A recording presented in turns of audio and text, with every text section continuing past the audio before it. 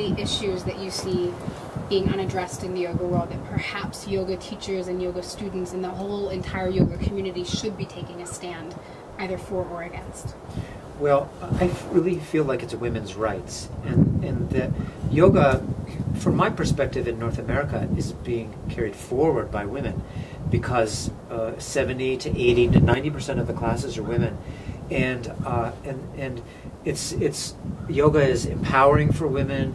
It gives psychologically, physically, a sense of strength and self. So kind of akin to the ERA movement in the 70s, the equal rights movement, is that yoga is really empowering for women. And now, in the next election, 2012, there's a very real possibility that one of the primary rights for women, which is the right to choose whether she keeps a pregnancy or not, is really vulnerable to being, that right is vulnerable to being lost. If only yoga teachers can suggest to their clientele that it's really not a matter of taking sides, red state versus blue state, or Republican versus Democrat, but can we say, look, people should have the right to choose. But on the other side of that, someone could very easily look at ahimsa and say, to end the life of a sentient being, whether it be human or not, whether you consider a fetus to be human or not, is an act of violence. You could very easily say that the religious right has a point, and that the religious right may even be more in line with the yogic principles. You could certainly take that point of view. Then I think we have to look at the history of abortion in this country prior to Wade versus Roe, and the sky-high statistics of women who have experienced great suffering and loss of life in illegal abortion, and just how unsafe, how uncleanly, how dangerous it is. And I think abortion and also birth control it's part of 2011 culture, just as the high-speed internet is.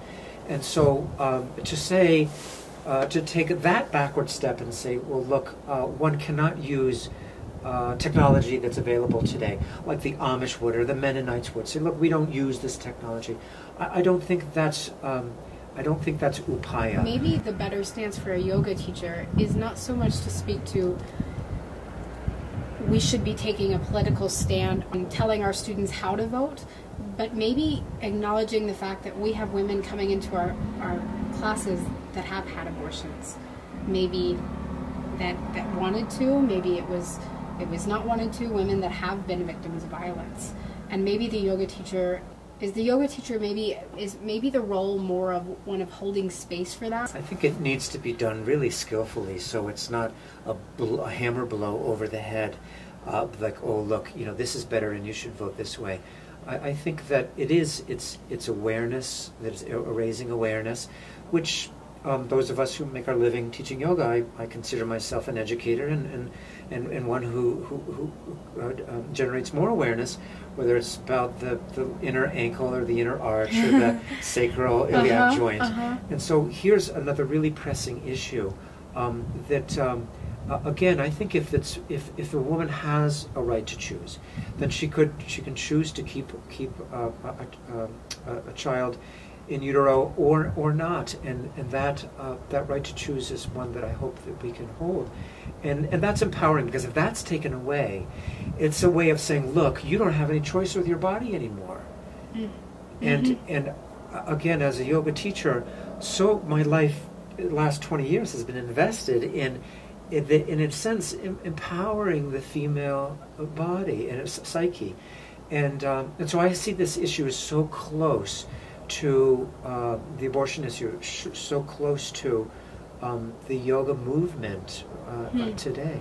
And I think you're right, in yoga classes, if we were to take a hands up as to how many on both sides, men and women, have been involved with abortions, we'd find 3/4 of the room have had this experience. It's not talked about. And it's unspoken. It's a tough, and I think probably one of the reasons it's not talked about is, I can say as a yoga teacher myself that I would not want to run the risk of alienating students in the class that maybe are in the religious right, or alternatively had an abortion by choice and feel offended at me taking a stand against it. As you say, it must be very, very gently worked with and treaded along, but I don't know. I mean, it's a tough question. Should yoga teachers be telling our students what their political agendas should be?